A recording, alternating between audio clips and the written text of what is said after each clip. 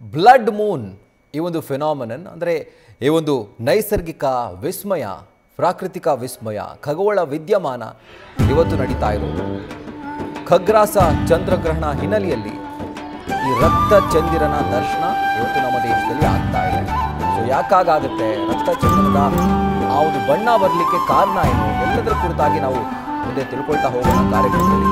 ಆದರೆ ಈಗ ಸದ್ಯಕ್ಕೆ ನಮ್ಮ ರಾಜ್ಯದ ವಿವಿಧ ದೇಗುಲಗಳ ಪೂಜಾ ಕೈಂಕರ್ಯಗಳ ಬಗ್ಗೆ ಮಾತನಾಡ್ತಾ ಇದ್ದೀವಿ. ಅದೇ ಥರ ರಾಜಧಾನಿಯ ಮತ್ತೊಂದು ಪುರಾಣ ಪ್ರಸಿದ್ಧ ದೇವಾಲಯ ಅಂತಂದರೆ ಅದು ಬನಶಂಕರಿ ದೇವಾಲಯ, ಒಂದು ರೀತಿ ಶಕ್ತಿಪೀಠ ಅಂತ ಕರೀತೀವಿ ನಮ್ಮ ರಾಜಧಾನಿ ಮಟ್ಟಕ್ಕೆ.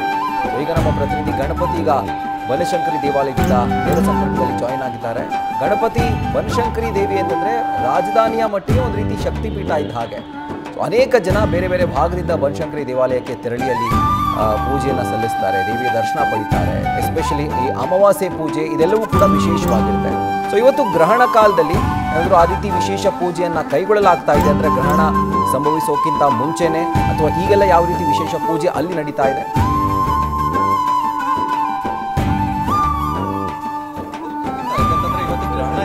ಹಿನ್ನೆಲೆಯಲ್ಲಿ ಭಕ್ತಾದಿಗಳು ಹೆಚ್ಚಿನ ಸಂಖ್ಯೆಯಲ್ಲಿ ಅಂದ್ರೆ ಬನಶಂಕರಿಯ ದೇಗುಲಕ್ಕೆ ಈಗಾಗಲೇ ಆಗಮಿಸ್ತಾ ಇದ್ದಾರೆ. ಕಾರಣ ಇಷ್ಟೇ, ಎಂದಿನಂತೆ ಇಲ್ಲೂ ಕೂಡ ಅನೇಕ ಭಕ್ತರು ಬಂದು ದೇಗುಲದ ದರ್ಶನ ಮಾಡಿ ಪೂಜೆ ಪುನಸ್ಕಾರ ಮಾಡಿ ಹೊರಡ್ತಾ ಇದ್ರು.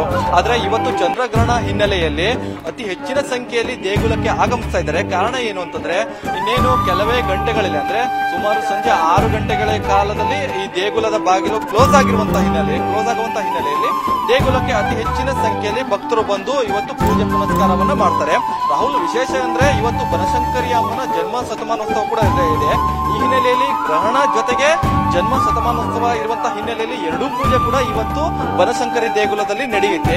ಹೀಗಾಗಿ ಭಕ್ತರು ಕೂಡ ಅತಿ ಹೆಚ್ಚಿನ ಸಂಖ್ಯೆಯಲ್ಲಿ ಇವತ್ತು ಆಗಮಿಸಿ ದೇವಿಯ ಒಂದಷ್ಟು ದೇವಿಯ ದರ್ಶನದಲ್ಲಿ ಭಾಗವಹಿಸುವಂತದ್ದು. ಜೊತೆಗೆ ಸುಮಾರು 11 ಗಂಟೆಗೆ ದೇವಿಯ ಮೆರವಣಿಗೆ ಕೂಡ ನಡೆಯುತ್ತೆ. ಅಂದ್ರೆ ಭಕ್ತರಿಗಾಗಿ ಇವತ್ತು ಈ ದೇವಸ್ಥಾನದ ಟ್ರಸ್ಟ್ ಅಂದ್ರೆ ಮಂಡಳಿ ವಿಶೇಷವಾಗಿ ದೇಗುಲದ ಅಂದ್ರೆ ಬನಶಂಕರಿ ದೇವಿಯ ಒಂದಷ್ಟು ಮೆರವಣಿಗೆ ಕೂಡ ಹಮ್ಮಿಕೊಂಡಿರುವಂತದ್ದು. ಹೀಗಾಗಿ ನೇರವಾಗಿ ಇಲ್ಲಿರುವಂತಹ ಭಕ್ತಾದಿಗಳು ದೇವಿಯ ಮೆರವಣಿಗೆಯಲ್ಲಿ ಕೂಡ ಭಾಗವಹಿಸಿ ಜೊತೆಗೆ ದೇವಿಯ ನಡೆಯುವಂತಹ ಒಂದಷ್ಟು ಪೂಜೆ ಪುನಸ್ಕಾರದಲ್ಲೂ ಕೂಡ ಭಾಗವಹಿಸ್ತಾರೆ. ಆದ್ರೆ ಬಹುತೇಕ ದೇಗುಲಗಳಲ್ಲಿ ನಾವು ಗಮನಿಸಿದ್ರೆ ಒಂದು 3 ಗಂಟೆ ಇರ್ಬೋದು, ಜೊತೆಗೆ ಮಧ್ಯಾಹ್ನ 2 ಗಂಟೆ ಇರ್ಬೋದು, ಜೊತೆಗೆ 4 ಗಂಟೆ ಇರ್ಬೋದು, ಬಹುತೇಕ ದೇಗುಲಗಳು ಬಂದಾಗುತ್ತೆ. ಆದ್ರೆ ಬನಶಂಕರಿ ಅಮ್ಮನ ದೇವಸ್ಥಾನ ಸುಮಾರು ಸಂಜೆ 6 ಗಂಟೆಗಳ ಕಾಲ ಇವತ್ತು ದರ್ಶನಕ್ಕೆ ವ್ಯವಸ್ಥೆ ಇರುತ್ತೆ. ಜೊತೆಗೆ ಭಕ್ತಾದಿಗಳು ಕೂಡ ಆಗಮಿಸೋಕೆ ಒಂದಷ್ಟು ವ್ಯವಸ್ಥೆ ಕೂಡ ಇಲ್ಲಿ ಮಾಡಿರುವಂತದ್ದು. ಬಹುತೇಕವಾಗಿ ಮಹಿಳೆಯರ ಭಕ್ತಾದಿಗಳೇ ಅತಿ ಹೆಚ್ಚಿನ ಸಂಖ್ಯೆಯಲ್ಲಿ ಇವತ್ತು ಈ ದೇಗುಲಕ್ಕೆ ಬಂದು ಅತಿ ಹೆಚ್ಚು ಭಕ್ತಾದಿಗಳ ಸಂಖ್ಯೆಯಲ್ಲಿ ಬಂದು ನೇರವಾಗಿ ಒಂದಷ್ಟು ನೀವು ಗಮನಿಸಬಹುದು ಒಂದಷ್ಟು ದೃಶ್ಯಾವಳಿಯನ್ನು ತೋರಿಸುವಂತ ಪ್ರಯತ್ನ ಕೂಡ ಮಾಡ್ತೀನಿ. ಯಾಕಂತಂದ್ರೆ ಮಹಿಳಾ ಭಕ್ತಾದಿಗಳು ಕೂಡ ಈಗಾಗಲೇ ದೇಗುಲಕ್ಕೆ ಬಂದು ಒಂದಷ್ಟು ದರ್ಶನವನ್ನು ಕೂಡ ಮಾಡ್ತಿರುವಂತದ್ದು, ಗ್ರಹಣದ ಪೂಜೆಯನ್ನು ಕೂಡ ಮಾಡ್ತಿರುವಂತದ್ದು. ಜೊತೆಗೆ ಸಂಜೆ ಗ್ರಹಣ ಇರುವಂತಹ ಹಿನ್ನೆಲೆಯಲ್ಲಿ ಸಾಯಂಕಾಲ ಬರ್ಲಿಕ್ಕೆ ಆಗದಿರುವಂತಹ ಹಿನ್ನೆಲೆಯಲ್ಲಿ ನೇರವಾಗಿ ಬೆಳ್ಳಂಬೆಳಗ್ಗೆ ಬಂದು ತಮ್ಮ ಪೂಜೆಯಲ್ಲಿ ಭಾಗಿಯಾಗಿರುವಂತದ್ದು ಕೂಡ ಗಮನಿಸಬಹುದು. ದೇಗುಲದ ಮಂಡಳಿಯು ಕೂಡ ಭಕ್ತರು ಎಷ್ಟೇ ಜನಸಂಖ್ಯೆಯಲ್ಲೂ ಕೂಡ ಬಂದರೂ ಕೂಡ ಅವರಿಗೆ ಸಂಪೂರ್ಣವಾದ ಒಂದು ವ್ಯವಸ್ಥೆಗಳನ್ನು ಕೂಡ ಇಲ್ಲಿ ಮಾಡಿರುವಂತದ್ದು ಕೂಡ ಗಮನಿಸಬಹುದು.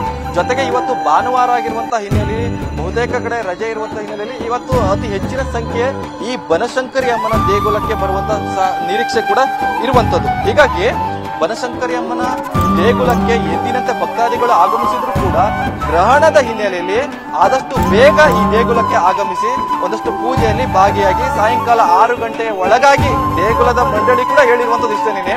ಸಂಜೆ 6 ಗಂಟೆಗಳ ಒಳಗಾಗಿ ನೀವು ಬಂದ್ರೆ ದೇವಿಯ ದರ್ಶನ ಇರುತ್ತೆ, ಜೊತೆಗೆ ಪೂಜೆಗಳಿರುತ್ತೆ. ತಾವೆಲ್ಲರೂ ಕೂಡ ಆಗಮಿಸಿ ಈ ದೇವಿಯ ದರ್ಶನದಲ್ಲಿ ಭಾಗಿಯಾಗಿ ಅಂತ ಕೂಡ ಒಂದಷ್ಟು ಮನವಿ ಕೂಡ ಮಾಡಿರುವಂತದ್ದು. ಹೀಗಾಗಿ ಅದೇ ರೀತಿಯಾಗಿ ಕೂಡ ಭಕ್ತರು ಕೂಡ ಇವತ್ತು ದೇಗುಲಕ್ಕೆ ಆಗಮಿಸಿ ತಮ್ಮ ಯಾವೆಲ್ಲ ಪೂಜೆಗಳಿದೆ, ಪುನಸ್ಕಾರ ಇದೆ, ಅವು ಕೂಡ ಈಗಾಗಲೇ ಪೂಜಾ ಕೈಂಕರ್ಯಗಳಲ್ಲಿ ಭಾಗಿಯಾಗಿ ಒಂದಷ್ಟು ಗ್ರಹಣ ಜೊತೆಗೆ ದೇವಿಯ ದರ್ಶನ ಎರಡೂ ಕೂಡ ಇಲ್ಲಿ ಮಾಡುವಂತಹ ಸಾಧ್ಯತೆಗಳು ಹೆಚ್ಚಾಗಿದೆ. ಹೀಗಾಗಿ ಇಲ್ಲಿರುವಂತಹ ಅರ್ಚಕರು ಕೂಡ ಹೇಳುವಂತಹ ಒಂದಷ್ಟು ಮಾತುಗಳೇನಂತಂದ್ರೆ ಬಹುತೇಕವಾಗಿ ಜನಸಂಖ್ಯೆಗಳು ಆಗಮಿಸ್ತಾ ಇರುವಂತಹ ಹಿನ್ನೆಲೆಯಲ್ಲಿ ವಿಶೇಷವಾಗಿ 5-6 ದೇಗುಲಗಳು ಇಲ್ಲಿರುವಂತಹ ಹಿನ್ನೆಲೆಯಲ್ಲಿ ಬಹುತೇಕವಾಗಿ ಆ ಎಲ್ಲಾ ಭಕ್ತಾದಿಗಳಿಗೂ ಕೂಡ ವಿಶೇಷ ಪೂಜೆ ಇರುತ್ತೆ. ಜೊತೆಗೆ ಅಲ್ಲಿರುವಂತಹ ಗ್ರಹಣದ ಹಿನ್ನೆಲೆಯಲ್ಲಿ ಏನೆಲ್ಲ ಪೂಜಾ ಕೈಂಕರ್ಯಗಳು ಮಾಡಬೇಕು ಅವುಗಳಿಗೂ ಕೂಡ ವ್ಯವಸ್ಥೆ ಕೂಡ ಮಾಡಿದ್ದಾರೆ ಅನ್ನುವ ಲೆಕ್ಕಾಚಾರದಲ್ಲಿ ಈಗಾಗಲೇ ಅರ್ಚಕರು ಇಲ್ಲಿರುವಂತಹ ಭಕ್ತಾದಿಗಳಿಗೆ ಮನವಿಯನ್ನೇ ಮಾಡಿರುವಂತದ್ದು. ರಾಹುಲ್, ಸೊ ಇವತ್ತು ಬೆಂಗಳೂರಿನ ಬನಶಂಕರಿ ದೇವಾಲಯದಲ್ಲಿ ಒಂದು ವಿಶೇಷ ಸಂಭ್ರಮ.